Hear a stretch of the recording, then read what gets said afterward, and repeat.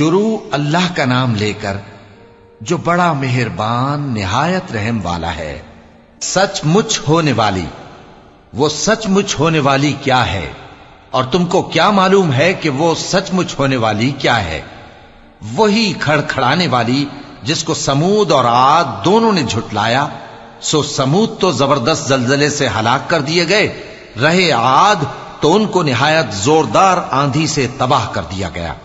اللہ نے اس کو 7 رات اور 8 دن ان پر چلائے رکھا۔ تو اے مخاطب، تو ان لوگوں کو اس میں اس طرح گرے ہوئے دیکھتا جیسے کھجوروں کے کھوکھلے تنے، پھر کیا تو ان میں سے کسی کو بھی باقی دیکھتا ہے؟ اور فرعون اور جو لوگ اس سے پہلے تھے اور وہ جو الٹی ہوئی بستیوں والے تھے، سب گناہ کے کام کرتے تھے، سو انہوں نے اپنے پروردگار کے پیغمبر کی نافرمانی کی تو اللہ نے بھی ان کو بڑا سخت پکڑا۔ جب پانی طغیانی پر آیا تو ہم نے تم لوگوں کو کشتی میں سوار کر لیا تاکہ اس کو تمہارے لیے یادگار بنائیں اور یاد رکھنے والے کان اسے یاد رکھیں۔ پھر جب سور میں ایک بار پھونک مار دی جائے گی اور زمین اور پہاڑ دونوں اٹھا لیے جائیں گے، پھر ایک بار ہی توڑ پھوڑ کر برابر کر دیے جائیں گے، تو اس روز ہو پڑنے والی یعنی قیامت ہو پڑے گی، اور آسمان پھٹ جائے گا تو وہ اس دن کمزور ہوگا، اور فرشتے اس کے کناروں پر ہوں گے، اور تمہارے پروردگار کے عرش کو اس روز 8 فرشتے اپنے اوپر اٹھائے ہوں گے۔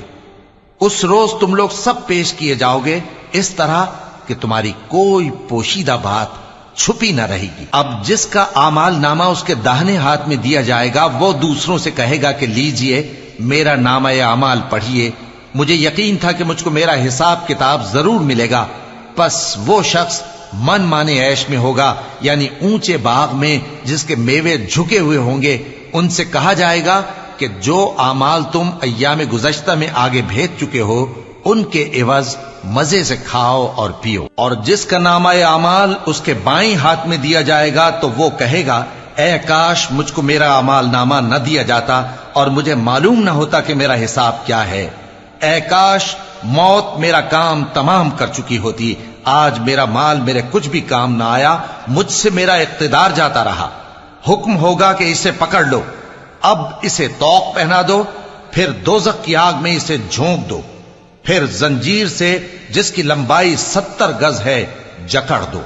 یہ نہ تو اللہ عظمت والے پر ایمان لاتا تھا اور نہ فقیر کے کھانا کھلانے کی ترغیب دیتا تھا، سو آج اس کا بھی یہاں کوئی دوست نہیں اور نہ اس کے لیے کوئی کھانا ہے سوائے زخموں کے دھون کے، جس کو گناہگاروں کے سوا کوئی نہیں کھائے گا۔ سو میں ان چیزوں کی قسم کھاتا ہوں جو تم کو نظر آتی ہیں اور ان کی جو تمہیں نظر نہیں آتی، کہ یہ قرآن ایک معزز فرشتے کا پہنچایا ہوا کلام ہے اور یہ کسی شاعر کا کلام نہیں، مگر تم لوگ بہت ہی کم ایمان لاتے ہو، اور نہ کسی کاہن کا قول ہے لیکن تم لوگ بہت ہی کم غور و فکر کرتے ہو۔